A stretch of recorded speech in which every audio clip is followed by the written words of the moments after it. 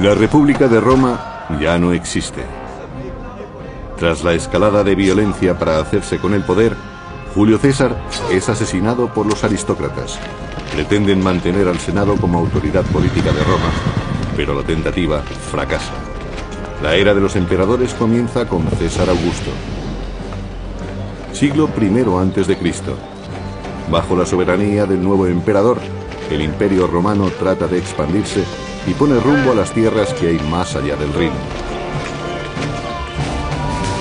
Pero la última conquista finaliza de un modo trágicamente violento. Las tribus germánicas se oponen al yugo imperial y se enfrentan a la autoridad romana. Frustran las ambiciones imperiales, reescriben la historia y desafían al imperio. El Imperio Romano, el bosque de la muerte.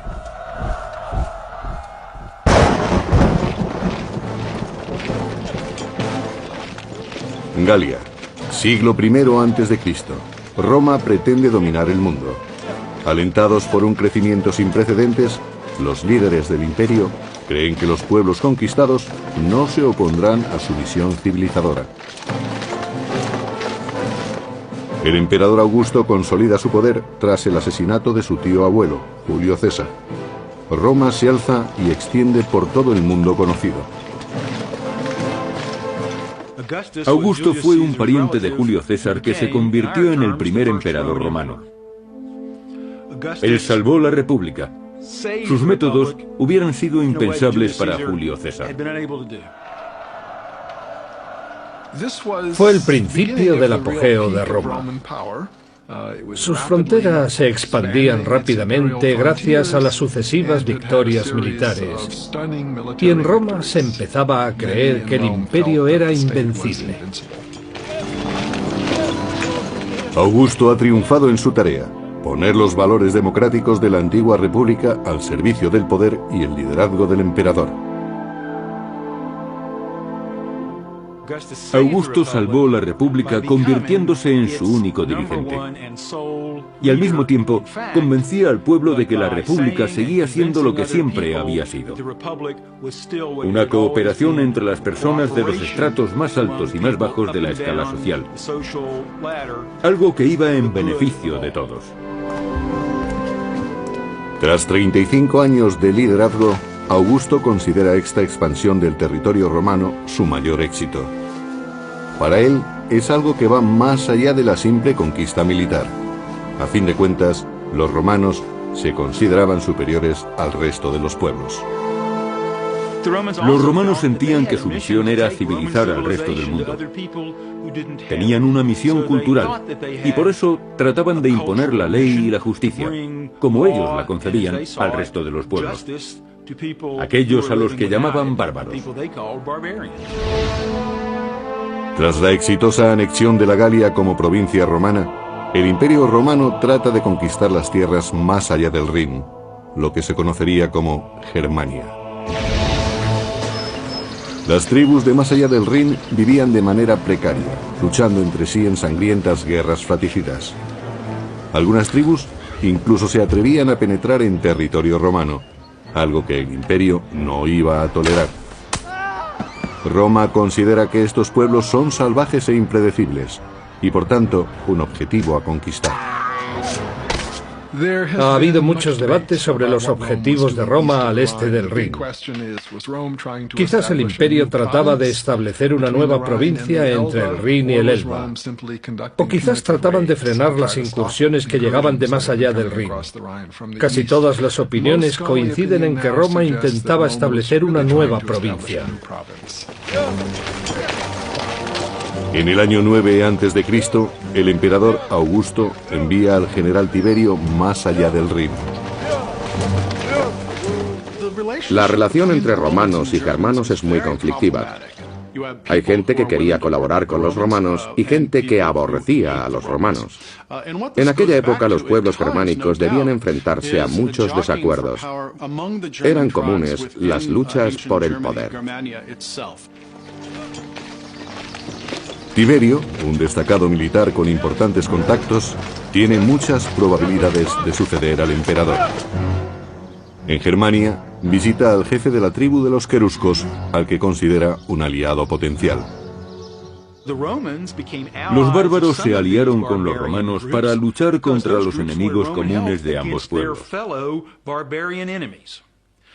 Y los romanos querían extender las fronteras de su territorio y su misión civilizadora hacia las regiones del norte.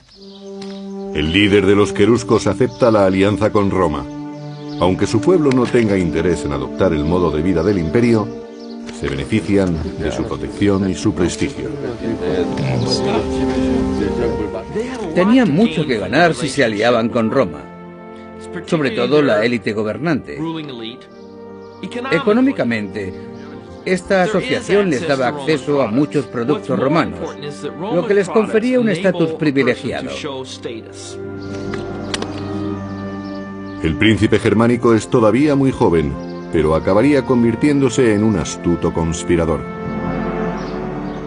Fue educado en dos mundos, siguiendo las tradiciones de su pueblo y protegido por la gloria y el poder del imperio. Llegaría a ser un oficial romano y un rey germánico. Su nombre era Arminio.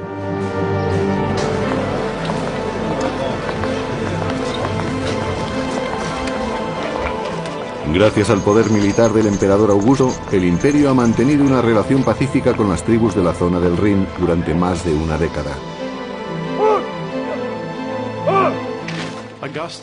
Augusto era un dictador militar que tuvo que luchar sin descanso y logró levantar un imperio que gozó de una envidiable estabilidad durante 2 siglos.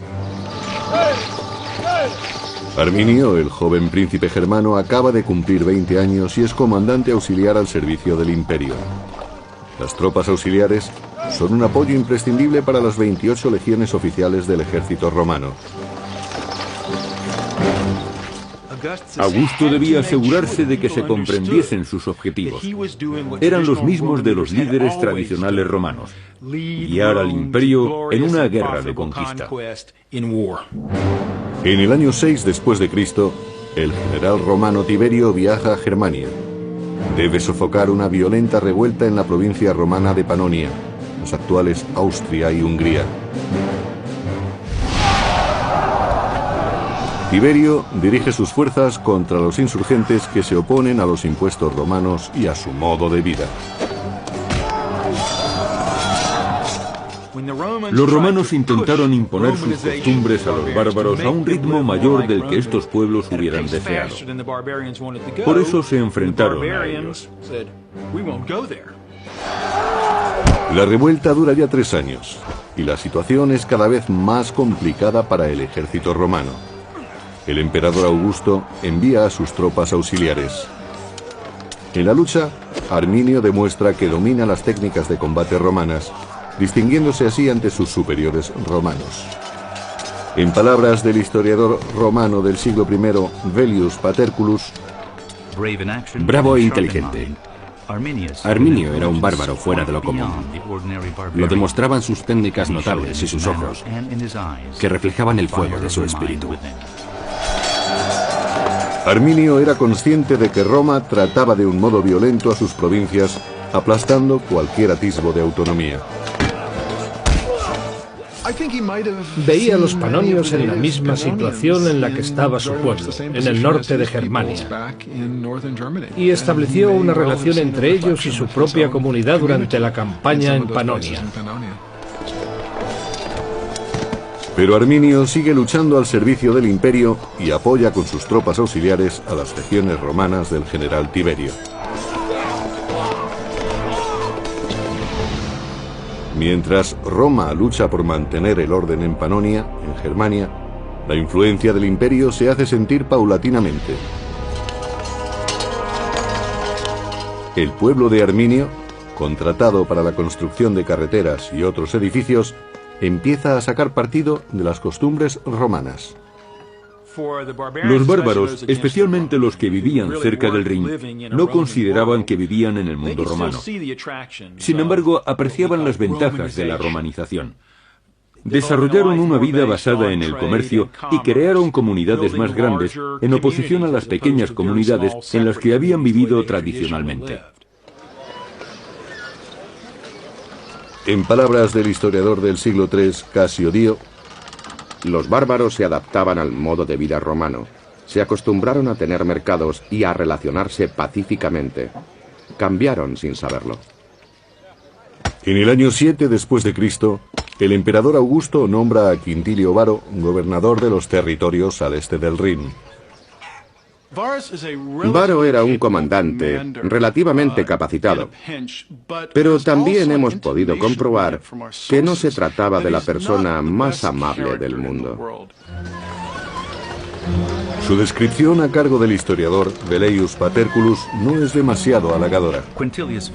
Quintilio Varo era un hombre de carácter afable y tranquilo, aunque tan limitado de mente como de movimiento, y más acostumbrado a los placeres que al servicio activo en campaña. La paz en Germania se adaptaba perfectamente a su carácter relajado. Varo se hace amigo de Arminio, que ha regresado a Germania como un respetable ciudadano romano. Roma ve en Arminio a un poderoso aliado para sus planes de paz.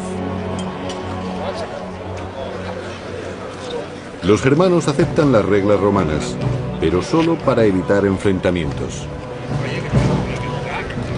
A los germanos no les gustaba comparecer ante los tribunales romanos y no querían que los romanos arbitraran sus conflictos.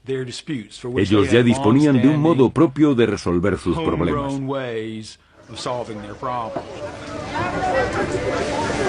El resentimiento empieza a ser evidente, aunque la situación es pacífica, según Velleius. Los germanos son una raza de embusteros impenitentes. Interponen denuncias ficticias, se provocan unos a otros en peleas y las resuelven según las leyes romanas sin recurrir a las armas. Así muestran que se sienten agradecidos por la justicia romana y que su naturaleza bárbara se está extinguiendo. Varo tenía experiencia como gobernador en pueblos acostumbrados a ser gobernados. Pero eso no tenía nada que ver con las expectativas de los pueblos germanos. La intrusión, de acuerdo con el historiador Casio Dio, empuja a Arminio y a otros jefes a tomar medidas. En lugar de tratarlos como a esclavos de Roma, Varo les exigía impuestos como a las naciones sometidas. Pero ellos no se consideraban una nación sometida y preferían recuperar el modo de vida que habían tenido en el pasado. Los pueblos germánicos de la ribera del Rin decidieron que habían aguantado bastante a Varo y su administración, la imposición del modo de vida romano y sobre todo la justicia romana. Por eso decidieron tenderle una trampa y deshacerse de él. Y nadie se encontraba en mejor situación para ello que Arminio. Durante 3 largos años, el general Tiberio había luchado para sofocar las revueltas en la provincia de Panonia.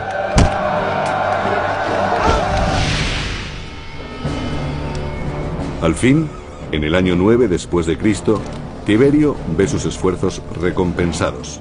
Los insurgentes han sido derrotados. La victoria está cerca. Pero mientras que el orden ha sido restablecido en Panonia, la situación en Germania es tensa, aunque los romanos todavía no son conscientes de ello. El general romano Varo, gobernador de esta pacífica provincia, ha impuesto la doctrina romana y ha presionado demasiado al pueblo germano.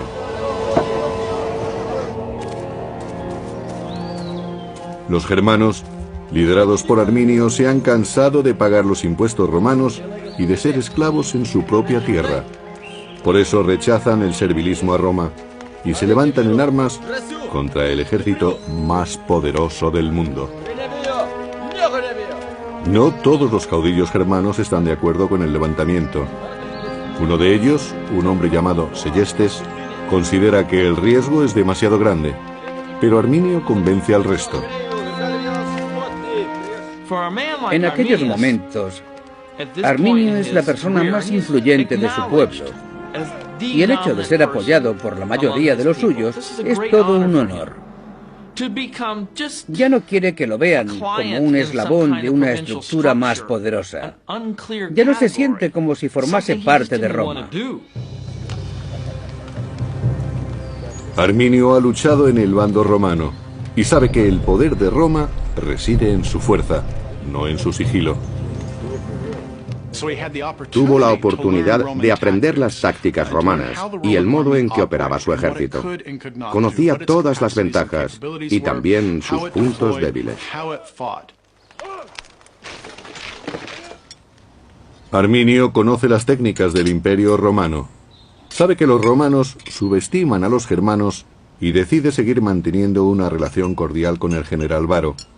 Según Velleius Paterculus, Arminio se sirvió de la negligencia del general Varo para traicionarlo. Sabía que no hay hombre más fácil de vencer que el que no teme nada. Normalmente el origen del desastre es la sensación de seguridad. Parte del problema era la confianza de Roma en sí misma y en que podía derrotar a cualquiera.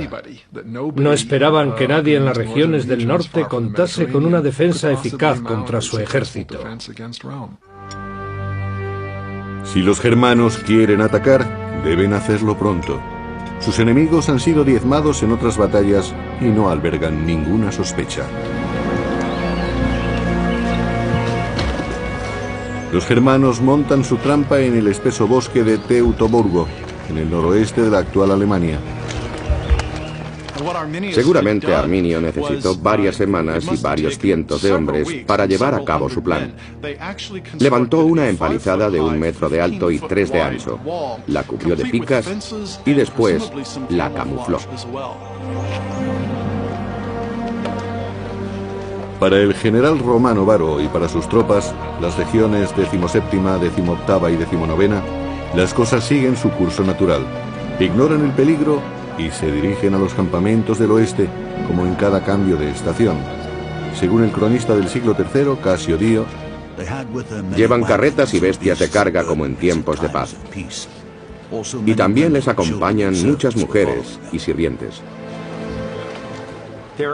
Transportaban su armadura y su equipo en carretas tiradas por animales, porque nadie es capaz de cargar 30 kilos de armadura y 20 de equipo cada día.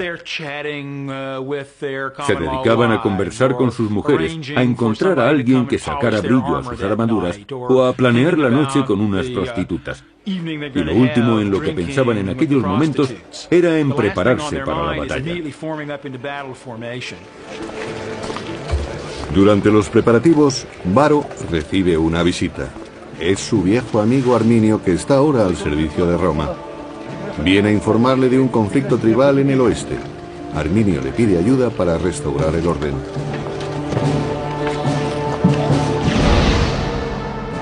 El supuesto levantamiento se ha producido en una zona poco conocida, llamada Calcrise, cerca del fuerte romano de Halter.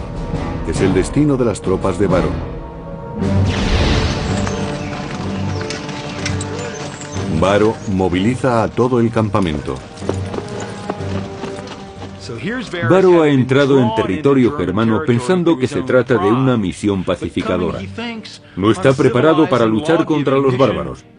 Los bárbaros están experimentados en la guerra de guerrillas y conocen tácticas que pueden aniquilar a toda una legión romana.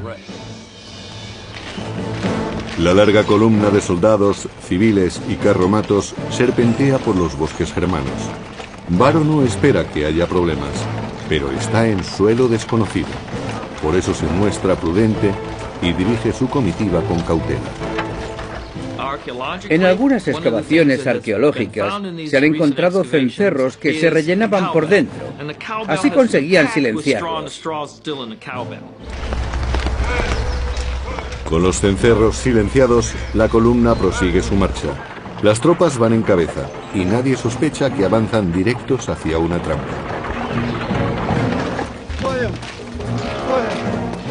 El caudillo germano Seyestes sigue sin confiar en el plan y trata de prevenir a Varo de la traición de Arminio, pero solo consigue ser apartado.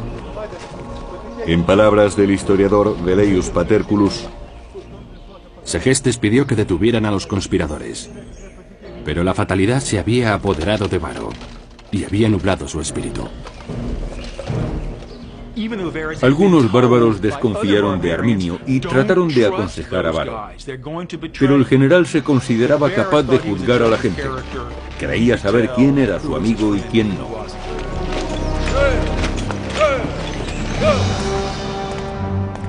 Varo conduce sus tropas hacia una trampa. Y el general Tiberio regresa a Roma después de haber vencido en Panonia. El emperador Augusto ve la victoria de Tiberio como una prueba irrefutable del poder del imperio. Roma es invulnerable.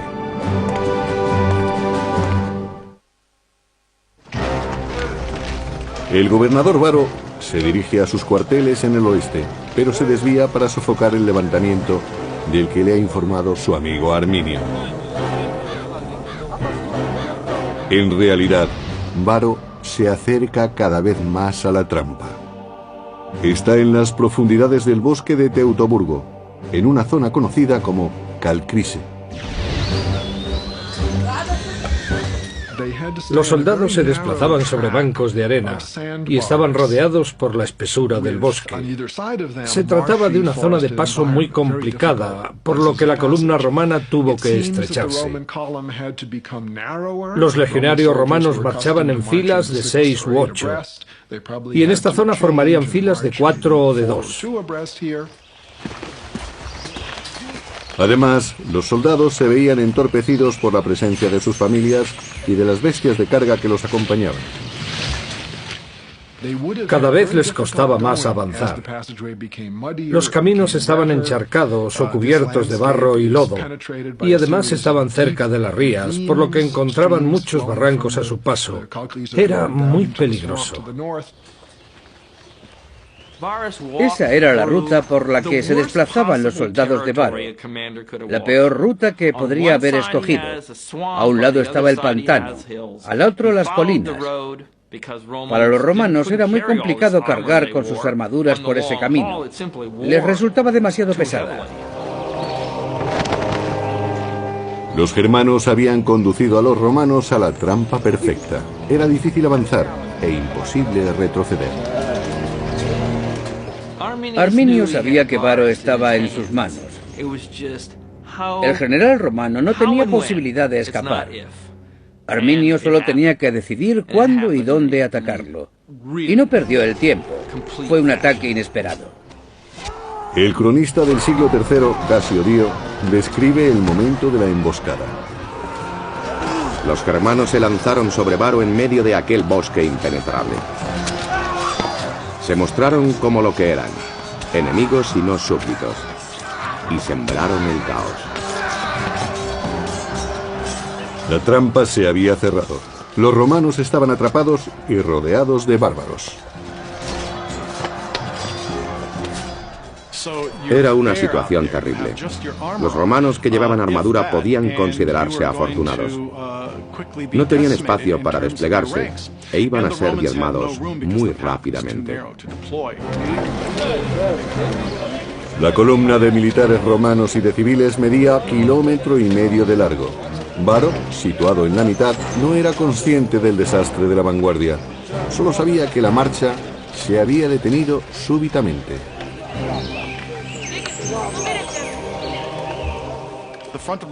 La vanguardia de la columna iba a ser la primera en caer, y no les era posible comunicarse con la retaguardia en esas condiciones. El ejército romano estaba en una situación muy vulnerable. Realmente corrían un gran peligro. Cuando Varo fue informado del ataque, ya era tarde. No había tiempo de prepararse ni de escapar. La sucesión exacta de los acontecimientos sigue siendo un misterio. Creo que en esta batalla el desenlace estaba decidido menos de 1 hora después, pero las escaramuzas pudieron continuar durante el resto de la tarde.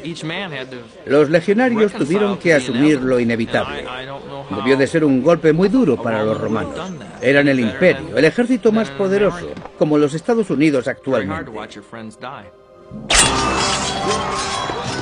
Cada vez había más bajas entre los romanos y, según Casio Dio, empezaron a llegar más germanos. Las fuerzas del enemigo aumentaron. Los germanos que dudaron en un principio se unían ahora con la promesa del saqueo. Y quedaba la peor deshonra. 2 de las legiones perdieron sus estandartes de águila a mano de los bárbaros. El águila era un símbolo religioso para los legionarios. Era literalmente el espíritu religioso, algo que les protegía y les guiaba a la victoria. Si perdían el águila en combate, o si era apresada por el enemigo, los romanos se sentían como si les hubieran robado el espíritu. Y sin espíritu la derrota era segura, pero mucho peor que la derrota era la deshonra. Y no había nada más deshonroso que dejar que el símbolo del espíritu del soldado cayera en manos enemigas. Era lo peor que podía ocurrirles.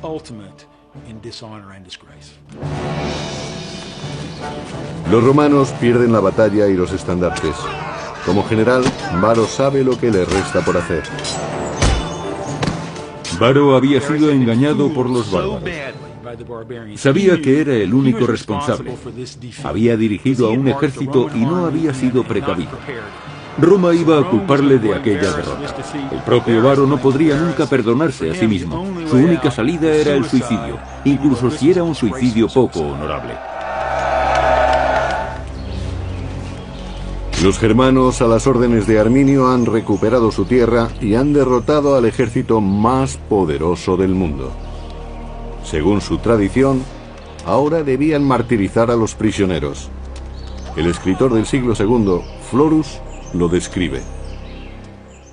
Nunca hubo una matanza más cruel que aquella en los bosques. Nunca hubo tantas ofensas proferidas por bárbaros, especialmente hacia las figuras de los legisladores. A algunos hombres les sacaron los ojos, a otros les cortaron las manos. A uno le cosieron la boca después de cortarle la lengua.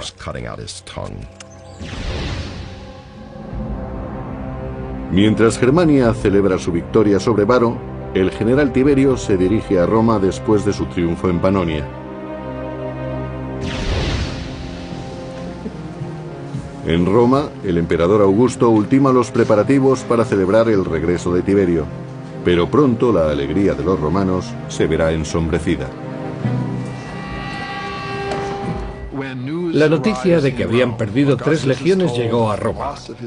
Augusto estaba completamente horrorizado.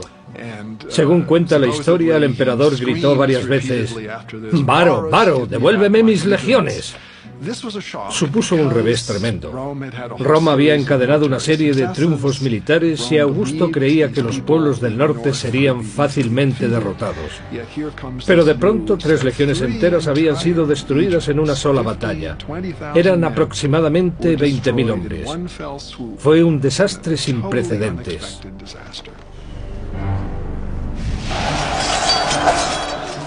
Y ahora que los queruscos y otras tribus bárbaras habían escapado a su control, ¿qué les impedía asolar Roma?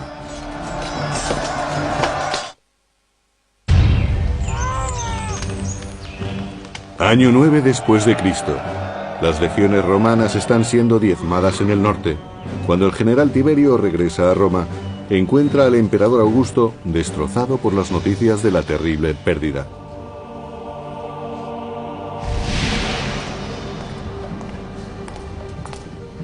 Los bárbaros de más allá del Rin han acabado con 3 legiones dirigidas por el general Varo. El desastre de Varo frustró los planes de Augusto. Ahora resultaba mucho más complicado expandir la frontera norte del Imperio Romano. Ahora siempre tendrían que enfrentarse con feroces pueblos en sus fronteras. En cualquier momento, las tribus podrían adentrarse en su territorio para atacar. Ha sido un golpe muy duro para Roma y no puede quedar impune. Arminio había asestado un duro golpe a la moral del imperio y, por tanto, el orgullo y el honor de Roma debían ser vengados. Habían perdido cerca de 20.000 hombres de una fuerza de legionarios compuesta de 150.000. Sería como si el ejército de Estados Unidos perdiese a 60.000 de sus 600.000 hombres. Si perdiesen al 10% de sus efectivos, saldría en la portada de todos los periódicos. Para restaurar el prestigio de Roma, el general Tiberio moviliza a sus tropas. Tiberio se desplaza con 8 legiones y tropas auxiliares para reforzar la frontera del Rin y la Galia. Roma parece a salvo por el momento. Los germanos siguen en la frontera, pero los romanos han aprendido lo astutos que pueden ser sus enemigos y permanecen vigilantes incluso en su territorio. Hay guardias apostados en todas las esquinas de Roma. Fue muy duro para Roma, como ciudad y como sociedad, comprobar que aquellos pueblos del norte eran capaces de asestar un golpe así a su ejército. César, Tácito y muchos otros dirigentes los habían considerado militarmente inferiores.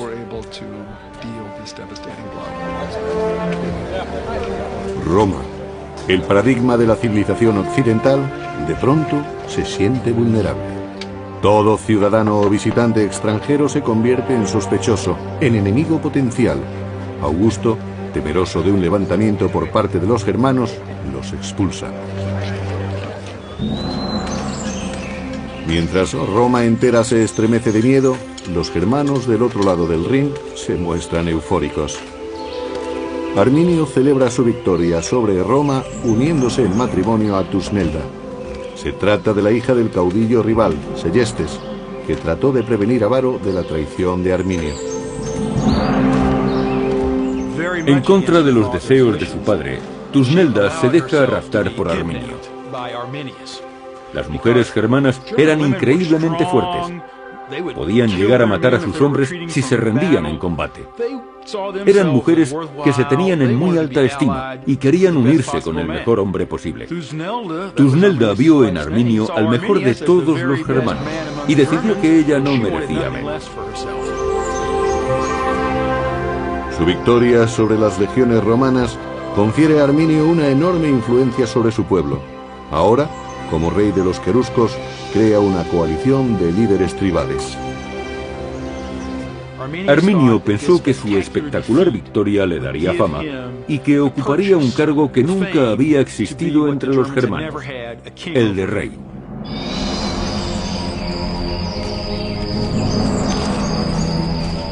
El lugar de la masacre se convirtió en un lugar sagrado. Se mantuvo intacto para conmemorar la victoria y rendir culto a los dioses germanos. Los germanos practicaban su culto en el campo. Erigían imágenes y tótems de animales en el bosque. El tallado de tótems era muy común en la época, también entre los romanos, pero probablemente los germanos sean el mejor ejemplo. Roma había sufrido un fuerte impacto. Los germanos conservaron las armas romanas como una recompensa sagrada. Las espadas, picas y escudos eran obras de artesanía y su fabricación requería muchos materiales. Económicamente eran muy valiosos, pero parece ser que en muchas circunstancias el valor ritual era más importante. Se han encontrado cientos de ellos con ornamentos que indican que pertenecieron a oficiales. Algunas de estas armas tienen detalles en oro y plata. Gracias a su astucia y a la violencia, los germanos han conseguido recuperar su territorio, al menos por ahora. Pero Roma no está dispuesta a rendirse. Los romanos se dieron cuenta de que tenían un grave problema en el Rin. Decidieron reagruparse, lo que significó reclutar más soldados y establecer nuevas alianzas con los bárbaros. Al cabo de un tiempo, Roma envió nuevas expediciones más allá del Rin. Su intención era pacificar el área, pero también pretendían recuperar su honor perdido en la batalla contra Arminio.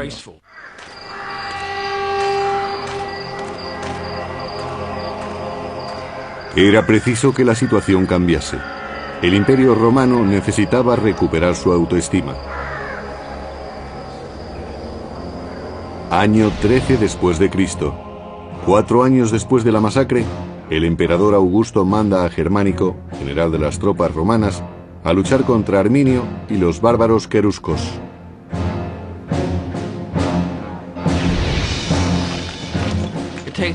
Era prioritario que la potencia militar de Roma se restableciera. De lo contrario, Germánico no podría disponer de las tropas suficientes. No había discusión posible. El honor del emperador y probablemente su vida estaban en juego. Era un problema que había que solucionar enseguida. La fuerza interior de los romanos se alimentaba de venganza, de odio y de furia. En aquel momento no existía la idea de compasión ni de humanidad. Eran un pueblo despiadado. Enviar a Germánico a Germania fue una de las últimas órdenes que daría Augusto. Un año después, a los 77 años, murió abatido por las consecuencias de la derrota. No pudo completar su visión del imperio. Sin descendencia, Augusto nombró a Tiberio como su sucesor. El emperador Tiberio trató de recuperar el honor de Roma y el de Augusto. Augusto había alcanzado la gloria en numerosas campañas militares, pero nunca se recuperó psicológicamente de aquel golpe. Murió pocos años más tarde. En muchos aspectos sintió que su legado había sido destruido. Augusto, que había dedicado su vida a romanizar el mundo, murió por el peso de la derrota. Lo que se había perdido en Germania nunca se volvería a recuperar, pero los germanos habían de pagar por la humillación sufrida. Una sangrienta batalla supuso la gloria para el caudillo germano Arminio y para los bárbaros. La misma batalla que socavó la confianza del imperio. Pero Roma no se rendía. El general romano Germánico marcha hacia Germania. Su único objetivo es la venganza y decide atacar una tribu afín a Arminio. Como desafío, las tribus queman sus propias aldeas para privar a los romanos de cualquier cosa de valor. No había mucho que saquear en las ciudades de los bárbaros. Tenían asentamientos cada vez más grandes, pero podían desaparecer en cualquier momento y regresar más adelante. Mientras, el enemigo derrochaba dinero en una campaña que no aportaba ningún beneficio. La guerra se había convertido en algo deficitario económicamente. El historiador del siglo I, Tácito, pensaba de otro modo. Germánico ordenó a uno de sus generales atacar a la tribu de los bructeros, y en la vorágine de la matanza hallaron el águila de la 19ª legión que habían perdido con Varo.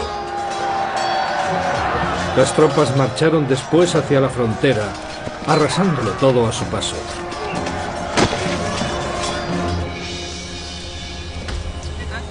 En esta campaña, los romanos liberan a Seyestes, el caudillo encarcelado por Arminio.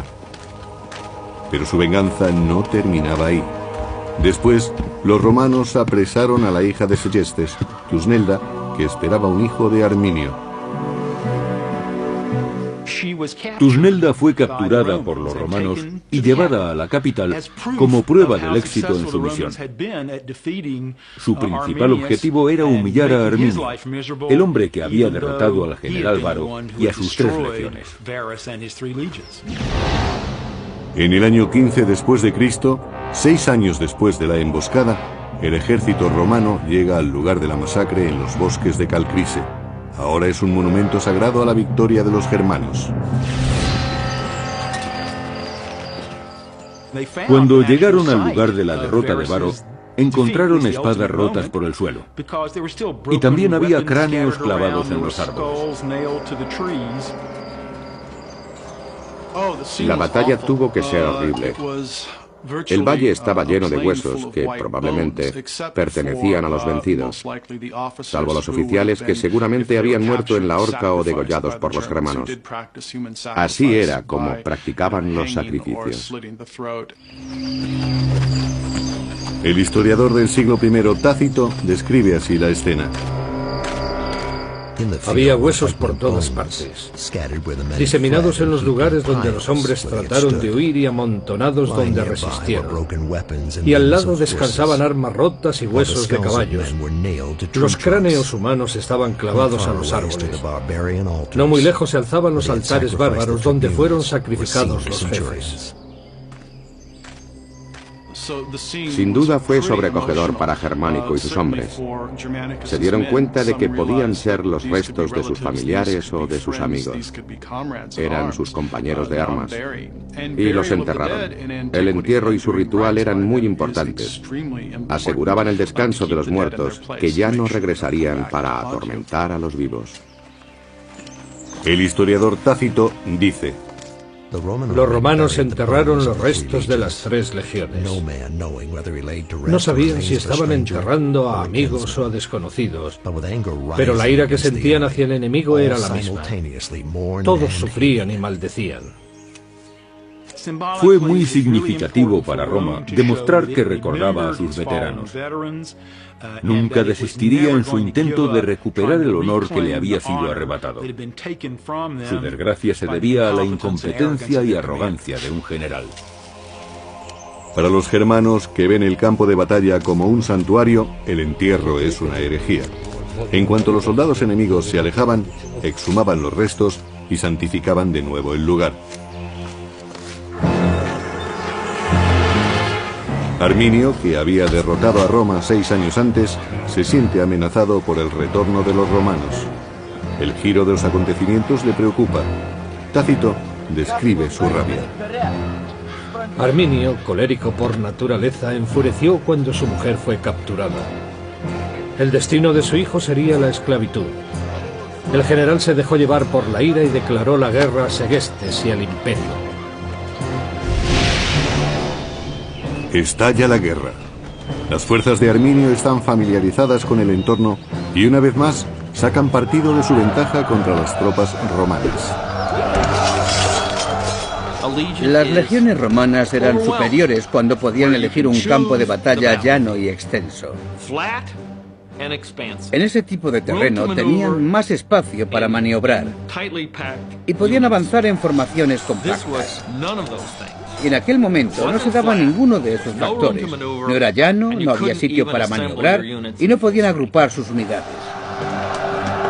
Pero Germánico logra tender una trampa al enemigo y lo atrae a campo abierto. Los romanos han ganado esta batalla, pero no la guerra. La dificultad del terreno, el coste de la campaña y la tenacidad de los bárbaros despojan a Roma de cualquier esperanza de victoria. Durante muchos años los romanos realizaron incursiones en el este del Rin e incluso intentaron capturar a Arminio, pero no tuvieron éxito. Ni Arminio ni Germánico vivirían para ver los resultados de sus esfuerzos.